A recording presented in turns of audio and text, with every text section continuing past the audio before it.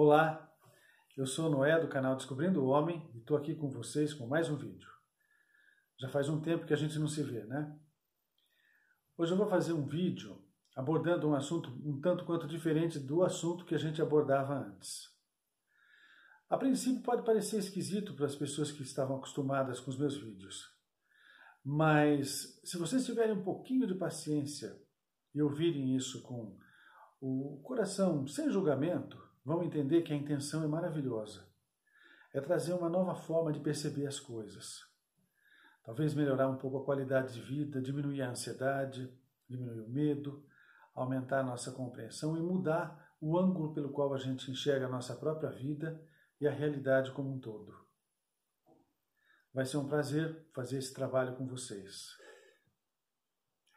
Bem, nos meus últimos quase 35 anos de atuação médica, muitas pessoas têm passado pela minha vida no consultório.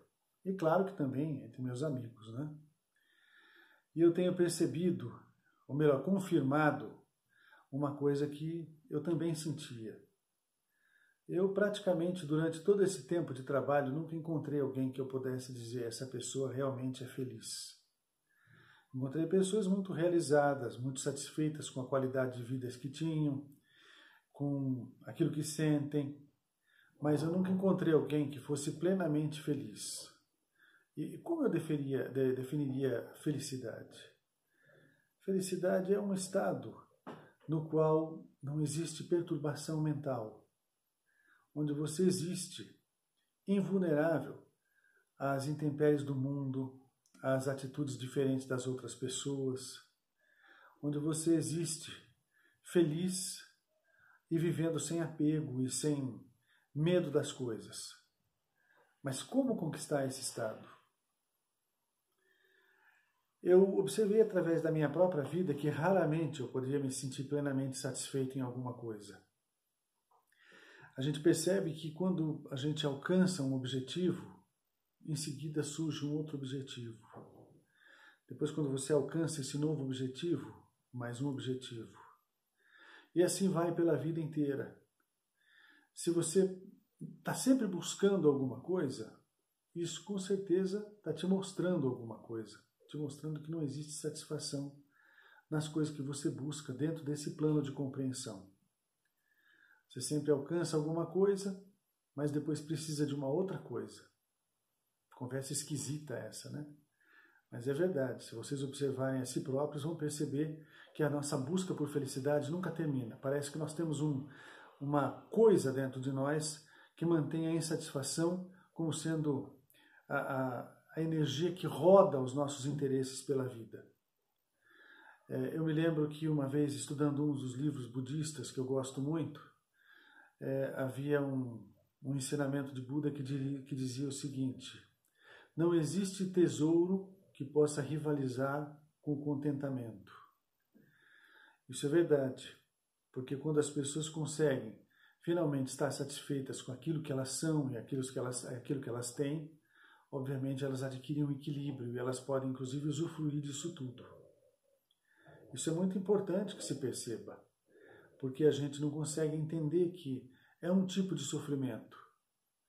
A nossa incapacidade de nos estabilizar é um sofrimento, inclusive porque nos mantém separados ou limitados em relação à percepção de nós mesmos. Essa distração faz com que a gente nunca olhe para dentro de nós, a gente está sempre olhando para o lado de fora. É raríssimo você encontrar uma pessoa que resolve olhar para dentro de si mesma e entender o fluxo dos pensamentos que fluem dentro dela. E por que esses pensamentos fluem? Há também um ensinamento, eu acho que está na Bíblia, que diz que a cabeça fala aquilo que sobra dentro dela, aquilo que abunda dentro dela. Então, tudo aquilo que está sobrando é aquilo que a boca fala. Então, se você for um bom observador, vai perceber o que as pessoas pensam a partir do tipo de conversa que elas sempre têm com você. Então, de que maneira eu fiquei pensando, antes de fazer esse vídeo, de que maneira eu conseguiria iniciar esse trabalho de forma que fosse completamente inteligível para as pessoas, que as pessoas pudessem entender o objetivo que eu tenho, tentando dizer essas coisas. E eu cheguei à conclusão que eu precisava de um método, e eu vou colocar esse método, então, em prática. Eu fiz dentro de mim, da minha cabeça, um fluxograma. E então eu vou começar esse primeiro vídeo falando sobre a natureza imperfeita do universo, como um todo. Então vamos observar uma característica do universo. Todos nós, cada um de nós, vive no universo, no mesmo universo. Esse mesmo universo que nos tem, ele é um sonho. Ele é um sonho que tem uma aparência que é percebida por todas as pessoas, por todos os seres conscientes que estão nele. Então você diz, mas se ele é um sonho, por que todas as pessoas veem a mesma coisa? É porque nós não estamos separados uns dos outros. Todos nós somos a mesma coisa. Só que nós estamos, nesse momento, vivendo uma realidade onde nós nos percebemos separados das coisas. Então, o sonho coletivo criou uma imagem que é percebida por todas as mentes simultaneamente. Mas a forma com que cada mente vivencia essa imagem ou essa experiência é particular. Esse é o motivo pelo qual, no mundo dessa ilusão toda que a gente vive, não existem duas pessoas iguais. Não existe porque cada um percebe a realidade da sua própria forma de ver as coisas, na sua própria forma de experienciar e de sentir.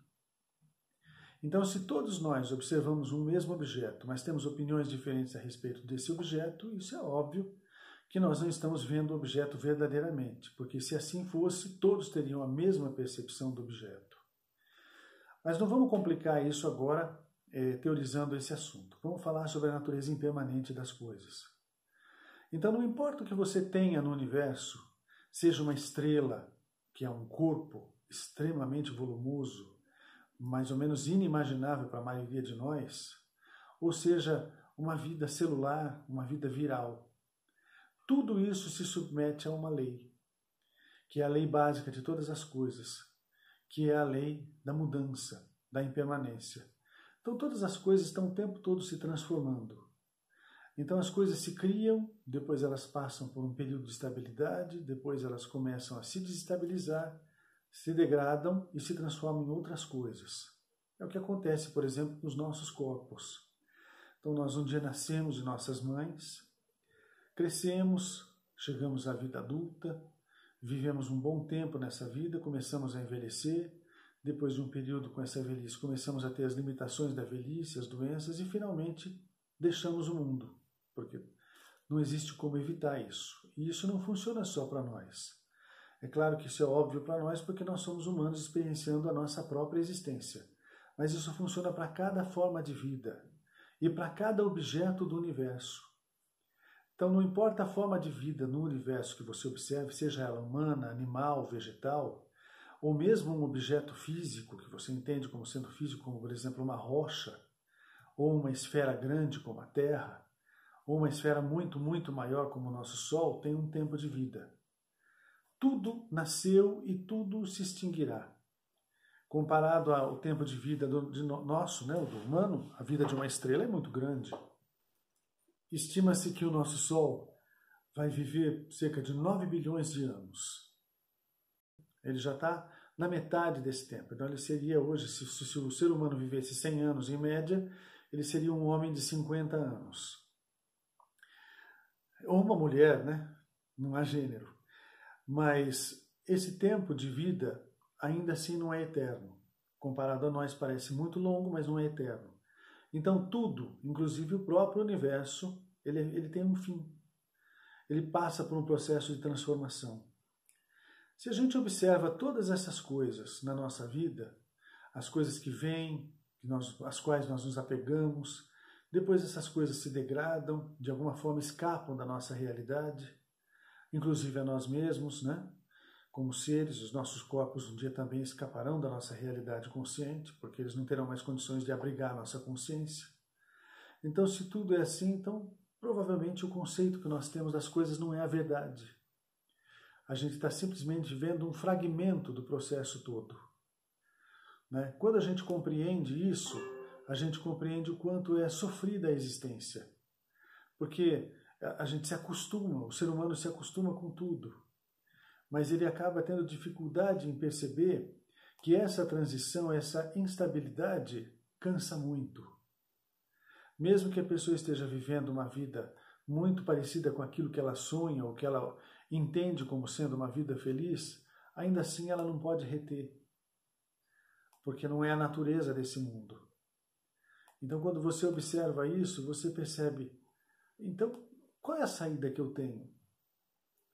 É difícil responder essa pergunta sem parecer um pouco contundente. Viver é um processo que eu diria praticamente obrigatório uma vez que nós tenhamos adquirido consciência, ou seja, tenhamos nascido. Mas a forma com que a gente vai viver, a gente vai ter que em algum momento escolher ela, a partir da nossa percepção. Eu percebi, observando a mim mesmo, que eu nunca consegui ser plenamente feliz em nada. Eu já tive muitos momentos de felicidade, muitos momentos de realização pessoal, mas nenhum desses momentos se eternizaram. Nenhum desses momentos puderam permanecer em mim, mantendo uma euforia ou uma alegria que fosse constante e ininterrupta. Porque se eu estou alegre com alguma coisa, de repente eu perco alguém que eu amo e imediatamente já fico perturbado. Se eu estou alegre com alguma coisa, de repente alguma coisa no meu mundo, ou no meu planeta, ou no meu país, ou no meu município, muda e se altera e acaba trazendo algumas dificuldades para mim e para a coletividade. Ou às vezes eu posso ter também um problema de saúde. Enfim, eu percebo que nós não estamos no controle. Outra percepção desse sofrimento, que é a nossa própria existência, é entender que nós não estamos no controle de nada.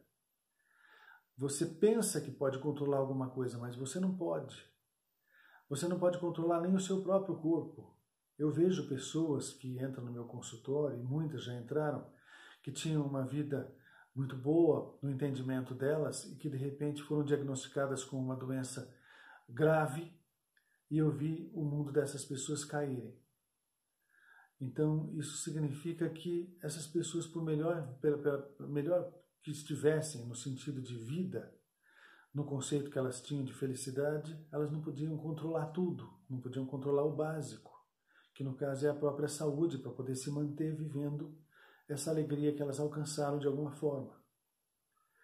Eu me lembro que li também num dos ensinamentos de Buda a seguinte frase: tolo é aquele que não consegue perceber o sofrimento como um fio de cabelo na palma da sua mão. É verdade.